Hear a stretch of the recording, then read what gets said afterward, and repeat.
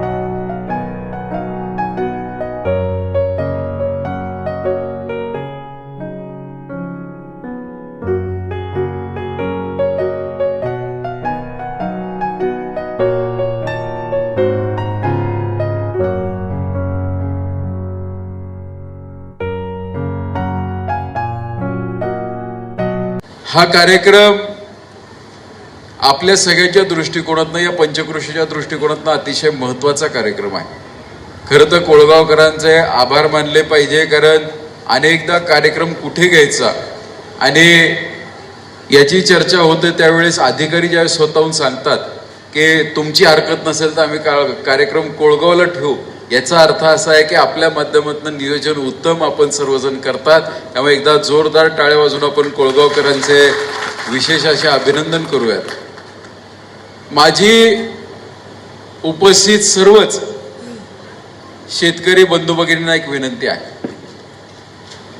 प्रदर्शन अनेकदा पार पडतात, आपण येतो, कुतूहलाने पाहतो, स्तुती करतो, मनामध्ये स्वप्नही पाहतो की अमुक व्यक्तीसारखी माझी सुद्धा गाय झाली पाहिजे, माझं पशुधन झालं पाहिजे।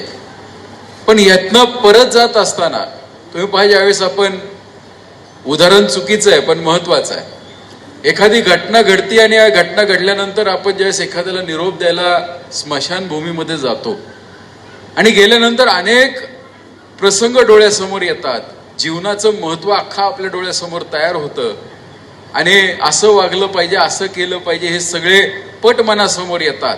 पण एकदा त्या स्मशानातनं बाहेर पडलं ना की हे सगळं मनातनं निघून जातं, याला स्मशान वैराग्य म्हणलं जातं। तीच परिस्थिती प्रदर्शनाची असते।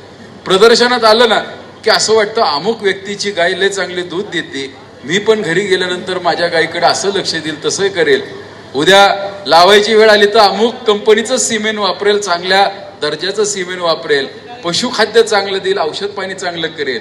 पण हे किती दिवस, जोपर्यंत वेळ येत नाही तोपर्यंत। एकदा स्वतःवरती वेळ आली की जुने पाढे 50 म्हणायची वेळ येते आणि तीच परिस्थिती जुनी परत सुरुवात होते. तर माझी विनंती अशी आहे की इथं आल्यानंतर जेवढं चांगलं चांगलं वाटतंय ना, हे जर तुम्ही तसं वागायला सुरू केलं तर उद्या या प्रदर्शनामध्ये भविष्यात जी कोणती प्रदर्शनं होतील त्या ठिकाणी त्या पशुपालकाच्या जागी तुम्ही उभे असाल आणि त्या गायीच्या जागी, कालवडीच्या जागी तुमची गाई, कालवड, शेळी, मेंढी, बकरी जे काय असेल ते उभं असेल. आणि हे करायचं असेल तर त्यासाठी जे मनात गोष्टी येतात त्या हिथं सोडून चालणार नाही. हिथून त्या घरी घेऊन जावं लागणार आहेत आणि नुसत्या घेऊन जाऊन चालणार नाही. राज्य शासनाच्या योजना अनेक असतात, असंख्य योजना आपलं सरकार काढतं, त्याचा फायदा शेतकऱ्यांना झाला पाहिजे या भावनेतनं योजना तयार केल्या जातात. पण दुर्दैवाने योजना मुंबईत बसून तयार केल्या जातात, त्यावेळेस तुमच्या आमच्या सगळ्यांचा विचार केला जात नाही. आज जिल्ह्याच्या ठिकाणी, तालुक्याच्या ठिकाणी काम करणाऱ्या अधिकाऱ्यांचा, कर्मचाऱ्यांचा विचार केला जात नाही की ही योजना कशा पद्धतीने खाली जाईल हे पाहिलं जात नाही. फक्त योजना कागदावर खूप चांगल्या वाटतात, पण त्या योजनाचं उत्तम पार पाडायच्या असतील तो योजनेची माहिती आमच्या पशुपालकाला, आमच्या शेतकऱ्यांना झाली पाहिजे. तेव्हा माझी विनंती आहे की जो आज शासकीय स्टॉल या ठिकाणी लागलेला आहे, तुम्ही सगळ्यांनी अपूर्वक म्हणून अमुकाचा बैल पाहिला असेल, घोडा पाहिला असेल, कुत्र मांजर पाहिलं असेल, शेळी मेंढी पाहिली असेल, पण याच्यापेक्षा जास्त महत्वाचं काय असेल तर त्या शासकीय स्टॉलमध्ये फक्त नोंदणी करायची नाही तर तिथनं सगळी माहिती घेऊन घरी जायचं. कारण कळत न कळत 16 योजना आहेत, 16 मधली एक तरी योजना तुमच्या कामाची होऊ शकेल का 100% त्या 16 मधल्या 10-5 योजना तुमच्या कामाच्या असणार आहेत. पण दुर्दैव असं असतं की आपण ह्या सगळ्या गोष्टीमध्ये बुरळून जातो पण मूळ गाभाच मागे राहतो. म्हणजे अनेकदा काय होतं की जेवायला बसलं आणि एखाद्या पाहुण्याच्या घरी गेलं ना, असं वाटतं की जिलेबी लय आवडते, पाहुण्याने जेवणात जिलेबी ठेवलेली आहे, मग जिलेबी आपण शेवट खाऊ कारण आवडीचा पदार्थ आहे. मग पोटभर खायला सुरू करतो, पाहुण्याला वाटतं जेवण लय आवडलंय, मग बाकीचाच आग्रह होतो. मग तिथं पुरीच येईल, भात येईल, वरण येईल, सगळं होईल आणि जिलेबीची वेळ येईपर्यंत पोटात काय जागा शिल्लक राहत नाही. त्यामुळे आता हे सगळं पाहून समाधान जरी झालं असेल तर तुमच्या सगळ्यांचा या आजच्या ह्या पर्यटनाच्या दृष्टिकोनातून तुम्ही या संपूर्ण कार्यक्रमामध्ये सहभाग तुमचा यशस्वी केव्हा होईल, ज्या वेळेस तुम्ही या शासकीय स्टॉलवरती माहिती घेऊन घरी जाल त्यावेळेस जिलेबी खाल्ल्याचा आनंद मिळेल. त्यामुळे जिलेबीचा काय स्वाद घेतल्याशिवाय कोणी जाऊ नका, एवढीच तुम्हाला कळकळीची विनंती करतो. हा संपूर्ण कार्यक्रम पार पाडण्यासाठी ज्या काही कर्मचाऱ्यांनी, अधिकाऱ्यांनी आणि ग्रामस्थांनी पुढाकार घेतलाय अशांचं आपण विशेष सगळ्यांचं टाळ्या वाजवून कौतुक केलंच आहे. अशांना माझ्या वतीने, संपूर्ण मतदारसंघाच्या वतीने हार्दिक अशा शुभेच्छा देतो आणि अशांचं कौतुक करतो आणि थांबतो.